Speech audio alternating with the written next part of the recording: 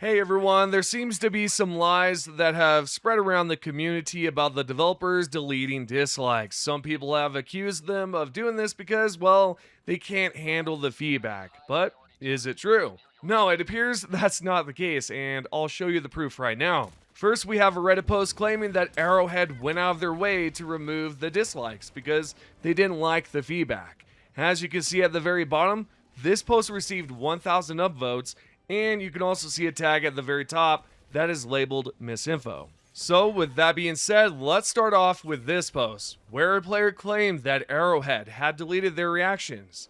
Right after that, a bot developer that helps with security, who goes by the name of Revolving Decon, who works with Arrowhead and played a major role in the last year's ARG event. He replied stating that they were not deleted. The same person then replied to Decon, pointing out that the patch note video originally had over 10,000 dislikes, but now only shows 3,000.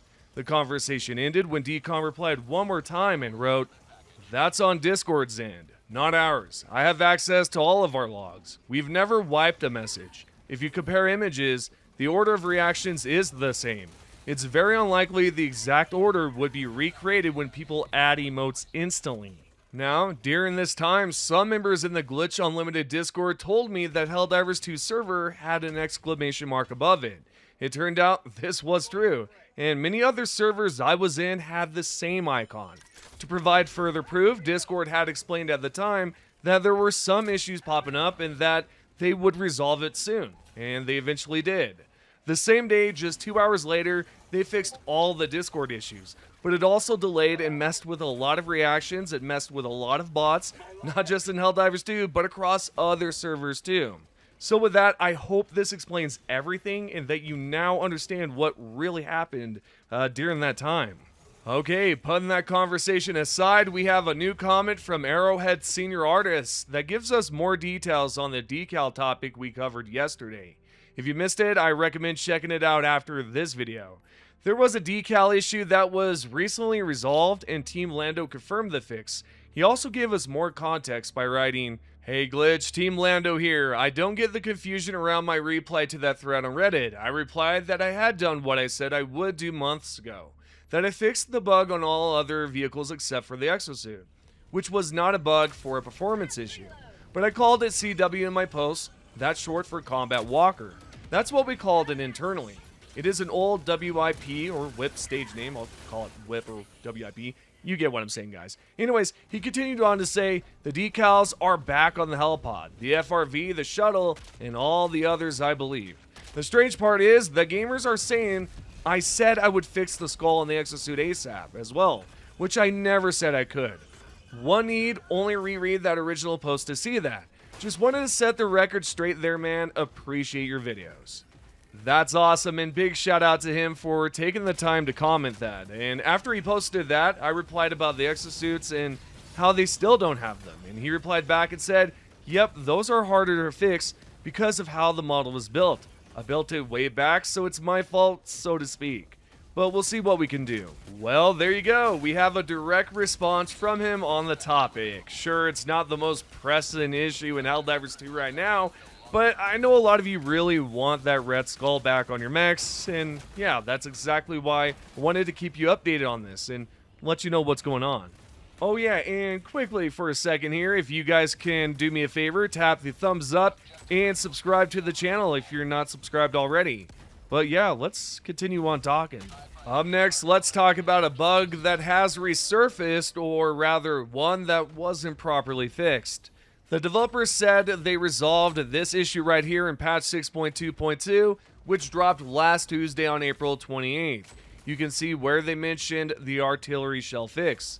However, it looks like the bug is still present. This was reported by Lolita. As you can see here, there's still an option to pick up the very last shell that's already inside the artillery, but when you try to insert a new one, you can't do it because of a desync issue. So, is there a workaround? Yeah, there actually is, but it's kind of tricky if you're with some randoms. What you need to do, and the goal in mind, is to load the artillery shell yourself. Do not let a random do it, otherwise it's going to break, most likely. So that way you can save yourself the headache and save some of your buddies as well, right? The randoms too.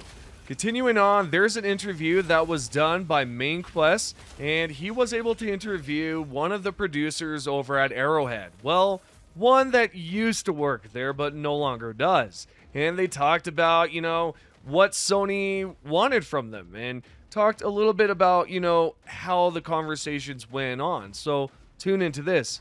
Yes and no, right? Like Sony was always very behind the vision of the game, right? And the satire and that whole thing. Games change, right? And the further we got in development, like, you'd watch an executive play this and they'd be like, this is really hard. I'm just dying like left and right. Like, do I really need to go all the way over there? Like, what happens like in between? Like, we sometimes get the pressure of like, well, what if movement was just faster? Like, what if it was more like Destiny? We're going to pause for a brief second because that's absolutely nuts. Can you imagine if that fully went through, if Sony said, hey, you guys absolutely need to up the speed or we're not doing this? Can you imagine if they made that request? Thankfully, it wasn't like that. As you can tell, it wasn't like that. They just wanted them to kind of up it, or they hinted at it. Either or, I'm so glad that, Arrowhead decided to make the right call here and was like, no, we're sticking with this because clearly it's the right decision. But let's tune in and listen to the rest of what he has to say. Of like, well, what if movement was just faster? Like, what if it was more like Destiny? Ooh. And for every little thing that was suggested like this, like, I think they just want us to make it more like Destiny. Like, it's like, this is not Destiny. And this is like around the time the games like Elden Ring were doing extremely well. Point to this and be like, guys, like, look, we can treat our players with some respect here. Like, people don't necessarily always want this casual, super easy to get into experience. Like, a game for everyone is a game for no one. Like, and we very much, that's Arrowhead's thing, right? And like, we'd have to remind our own publisher this all the time. Like, but they got it. They were in on it, Sometimes we just be like, no, guys, like, there's not going to be an auto reload. Like, it's important. The reloading is part of the strategy. Like, you have to communicate about this with your team. It's part of the cooperative experience. Co-op at every level. That was our thing. Yeah, to be real, guys, I can't imagine playing Helldivers 2 any other way. I mean, if they were to give me speed boots or up my speed some sort of way that, I'm running like faster than a fast recon vehicle, I would probably put Helldivers 2 down and never touch it again. Now, if you gave me hover boots where I could strafe left and right momentarily, I'm all for that. That sounds pretty cool. Anyway, he continued on to talk about how friendly fire was always an intentional design choice from the very beginning, and they had to fight for that too. Here's what he said. Same as Helldivers 1, there were like two things that we knew 100%, don't even ask us to change it, yet Sony still did sometimes, was the stratagem mechanic with the D-pad. And it was friendly fire is on.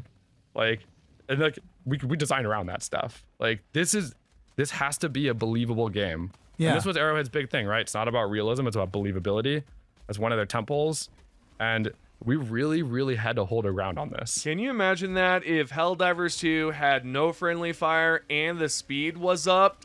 Yeah, I don't know about that, Captain. I would be out. I wouldn't even play this game anymore. But thankfully, it's not that way, right? And there is friendly fire, and the speed is perfect. Now, we do have something else here I want to bring up, and if you guys would like to follow, subscribe, Main Quest, the links are down below. The whole interview, it's an hour and 30-something minutes or something like that.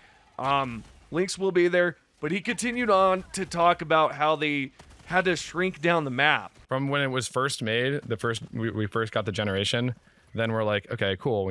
Every couple months, we'd be like, I think the map needs to be smaller. Like, I think the travel distances are too long. I think that the sight distances are too much. I think too much dead time between objectives. Like, the spawners like can't handle like these kind of like distances. Like, yeah, we just kind of slowly just shrink it more and more and more. And then we had the problem of how do we make this feel like a believable place? But it's actually like 1 kilometer big, That is very intriguing to me. I would love to see a larger map in the future if it's possible. I don't know if they can make things even more interesting or whatnot. Maybe it would break the game. I don't know how these things work behind the scenes and how their engine works. But yeah, dude, I would love to see a larger map in the future. And it would be so cool to be able to roam around different parts of the map that I wasn't able to do before. But yeah, that's part of the interview there. There are some other questions there related to what games he's working on and where he's working. If you guys would like to tune in, again, subscribe to Main Quest. Shout out to them. And yeah, I just wanted to share this piece of information. Let me know what you think. Continuing on, we have some new undocumented changes from the latest patch, 6.2.2, and all the information you're about to see comes directly from Helldivers Wiki, where they dig up this information from the files and tell you the exact stats. The Pyro Trooper, part of the Automaton faction of course, just received a buff. Its Still Punch durable damage increased from 10 to 15, and this same adjustment was also applied to the Incendiary Rocket Strider, or Rocket Raider. Oh, that'd be terrifying. Can you imagine an Incendiary Rocket Strider? Anyways, the next one might upset a few of you. We know the Automaton tanks recently received a buff, but the Annihilator tank just picked up even more stuff with an armor increase and a durable damage buff. As you can see here, the durable damage for the Fusion Cycler is now 6. While the Heavy Fusion Repeater has jumped from 15 to 20, alongside a medium to heavy armor increase for that specific weapon. The Shredder tank, on the other hand, can now inflict significantly more durable damage as well. Its Quad Fusion Cycler has also been bumped up from 15 to 20. Not only that, but the Automaton Hulk Bruiser received a durable damage boost as well. Its Fusion Autocannon jumped from 15 to 20, though they did increase its stagger strength on rocket projectiles from 50 to 35. Finally, the durable damage for its bludgeon and slam attacks has been increased from 45 to 50. And for Hulk Obliterators, their rocket impact stagger dropped to 35 as well. Lastly, for automatons, Factory Striders also had their durable damage buff slightly, moving from 4 to 6. On the flip side, the Jet Brigade Devastators reinforced Still Fist was reduced from 50 to 45. A change to that also applied to the Incendiary MG Devastator and Heavy Devastators. Overall, those are all the undocumented changes found so far. But if any more turn up, I'll be sure to keep you updated on what's going on there. And here we are with the top comments now. We've got the first one right here by the name of Fear Alice. Not having a stratagem launcher, needing to leave the mech to call stuff in feels very Helldivers. Brother, we had stratagem launchers in Helldivers 1. How could not having what Helldivers had feel more Helldivers? Not sure, I can't answer that one. And if you guys don't know, that was a quote from Shams.